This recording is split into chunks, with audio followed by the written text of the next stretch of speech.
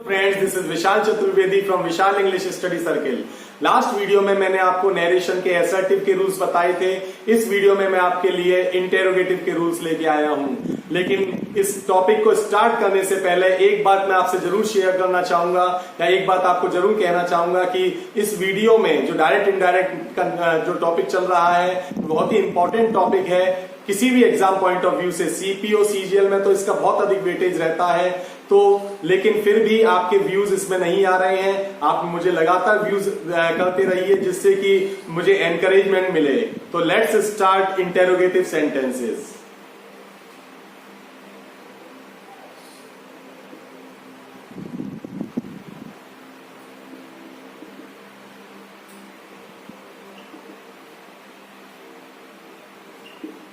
आप मुझे ज्यादा व्यूज देंगे तो आपको मुझे भी एनकरेजमेंट मिलेगा, मैं अच्छे से अच्छा आपको मटेरियल प्रोवाइड कर सकूंगा।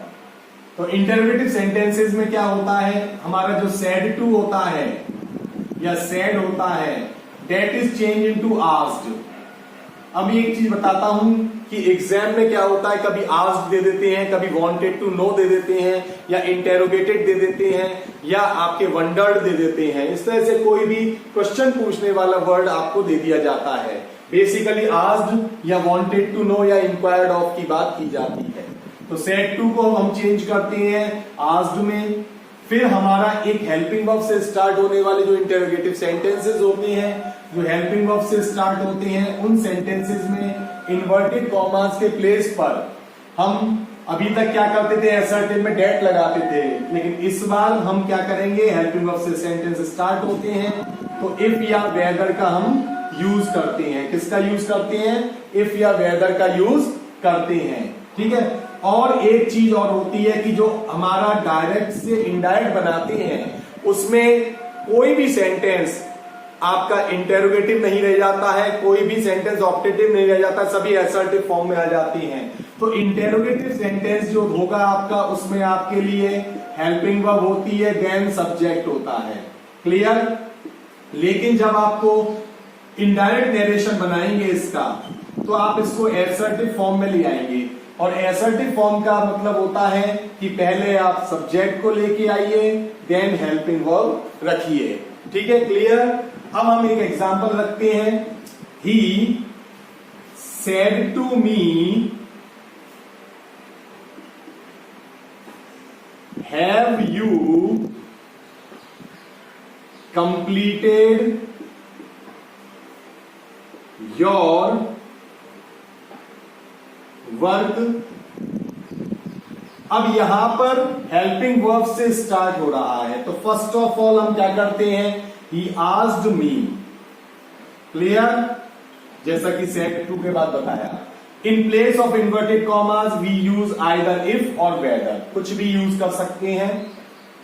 उसके बाद हमें इस सब्जेक्ट को इधर ले आइए, हेल्पिंग वर्ब को इधर ले जाइए।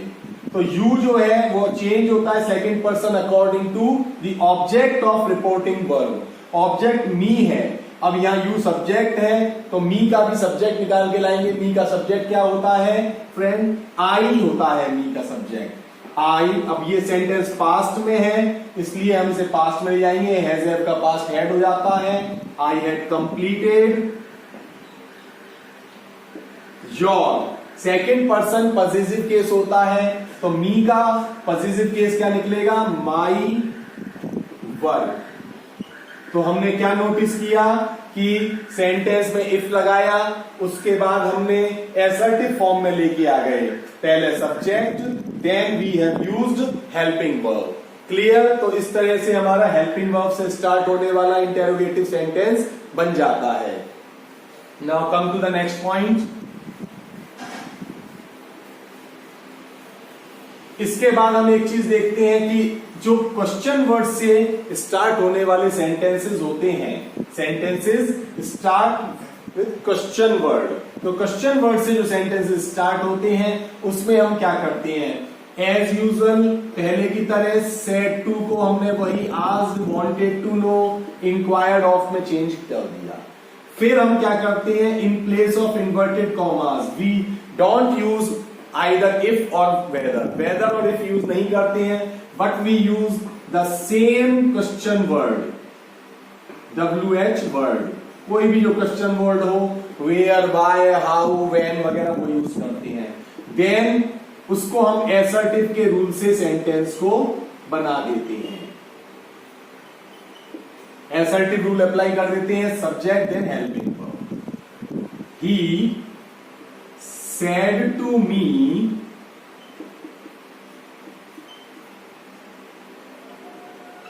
What are you doing. तो he asked me in place of inverted commas the same word what। यहां रख दिया हमने, इसको इधर, यू चेंज हुआ मी के according, I is are am किस में चेंज हुए, because the sentence is in past, तो I was doing what I was doing. अब एक सेंटेंस सपोज आपको दे दिया जाता है, he said to me where do you live।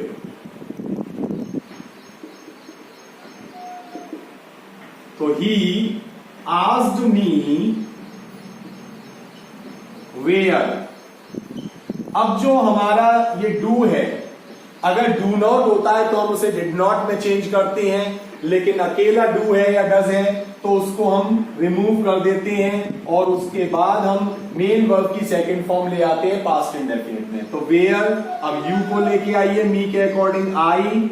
अब हम डू का यूज नहीं करेंगे या डिड का यूज नहीं करेंगे, रॉन्ग हो जाएगा, बल्कि हम इसकी सेकंड फॉर्म रखते हैं where I lived. He asked me where I lived. Clear? Yes.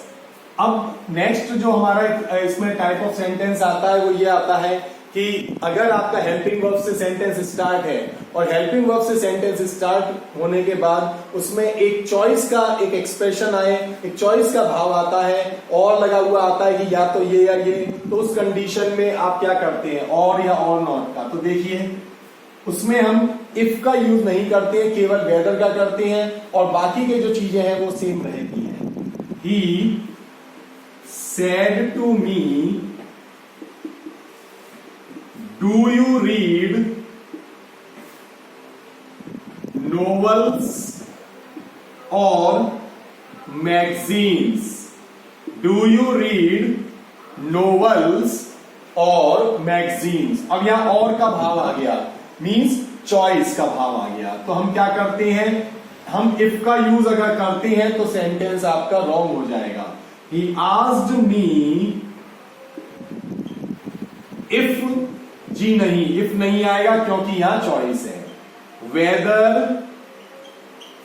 You change हुआ मी के अकॉर्डिंग आई। अब अभी बताया था कि अकेला डू या डज आता है तो उसे डिड में चेंज नहीं करते हैं, डू नॉट या डज नॉट आने पर डिड नॉट में चेंज करते हैं। Direct main verb second form, तो read read, second form spelling same, लेकिन आपका उसका जो प्रोनाउंसिएशन है वो रेड। आई रेड नोवेल्स और मैगजीन्स। हम कहते हैं did you go to Agra और कानपुर, तो ऐसे सेंटेंसेस में हम इफ नहीं वेदर का यूज करते हैं। क्लियर? अब आते हैं नेक्स्ट पॉइंट पे हम कि कभी कभी क्या होता है कि सेंटेंस जो है आपका उसमें पूछ लिए, उसमें हेल्पिंग वर्ब से स्टार्ट जो होता है उसमें आगे उसका रिप्लाई भी दिया जाता है यस या नो में। तो अगर ऐसा ही सेंटेंस है डू यू रीड नोवेल्स, केवल इतना है, तो आप उसका यस या नो में आंसर देते हैं कि हाँ मैं पढ़ता हूं, नहीं मैं नहीं पढ़ता हूं। तो उस कंडीशन में जो अगर आंसर उसका रिप्लाई आगे यस में आता है तो हम क्या कर देते हैं उसके प्लेस पर रिप्लाइड इन पॉजिटिव और अफर्मेटिव।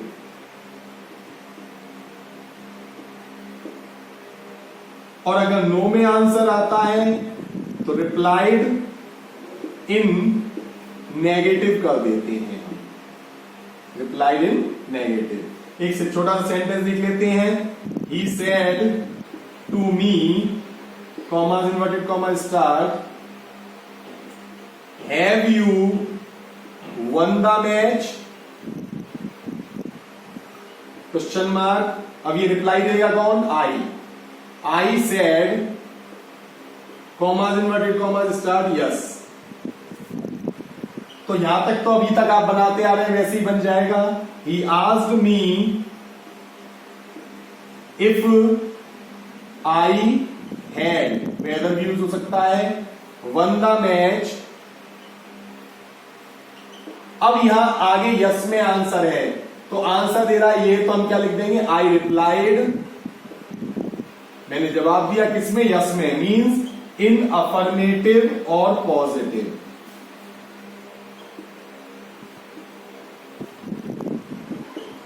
क्लियर? तो इस तरह से यस में आने पर रिप्लाइड इन पॉजिटिव और अफर्मेटिव, नो में आने पर रिप्लाइड इन नेगेटिव लिखते हैं। तो इस तरह से आपका इंटेरोगेटिव सेंटेंसेस कैसे फ्रेम होते हैं वो मैंने आपको बताया। अभी तक के सेशंस में मैंने आपको स्पेलिंग्स के बारे में बताया था, इडियम फ्रेजेस कराए। अब आज से मैं आपके लिए लेके आ रहा हूं सिनोनिम्स।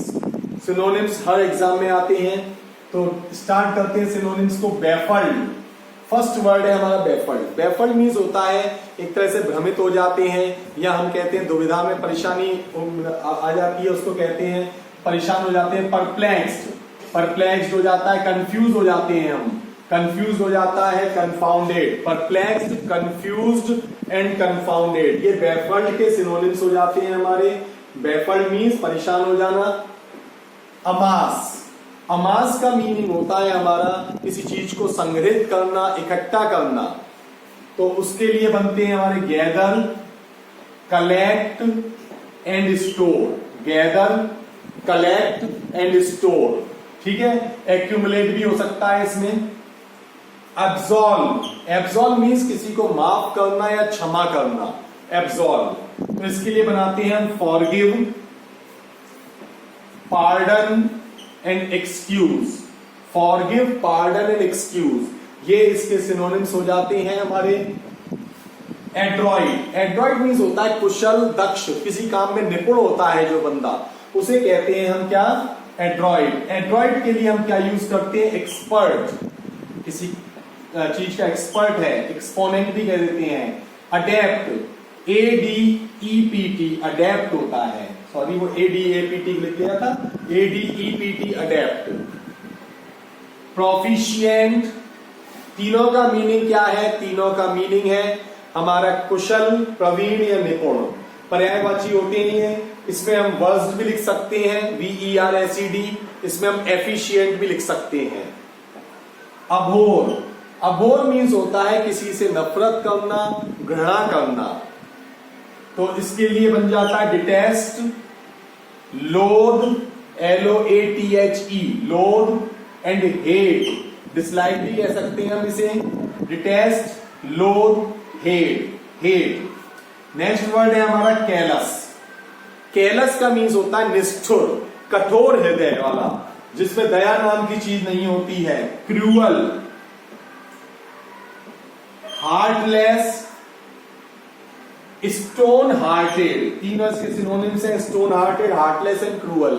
और इसको हार्ड हार्टेड भी कह सकते हैं हम, रिलेंटलेस भी कह सकते हैं हम इसको। तो cruel, heartless, stone hearted, hard hearted, relentless, ये सभी इसके क्या बन जाते हैं? सिनोनिम्स बन जाते हैं। तो ये आज मैंने आपको कुछ इंपॉर्टेंट सिनोनिम्स बताए जो प्रीवियस एग्जाम्स में भी आ चुके हैं, ऐसे सिनोनिम्स बताए मैंने आपको। आई होप आपको ये सब चीजें क्लियर हुई होंगी। अगर आपको ये मेरी वीडियो पसंद आई हो तो इसे लाइक कीजिए, शेयर कीजिए और सब्सक्राइब कीजिए, और बेल आइकन को प्रेस करना मत भूलिए, जिससे कि मेरे वीडियो से रिलेटेड जितनी भी नोटिफिकेशंस हैं वो आपको मिलती रहें। Thank you for watching.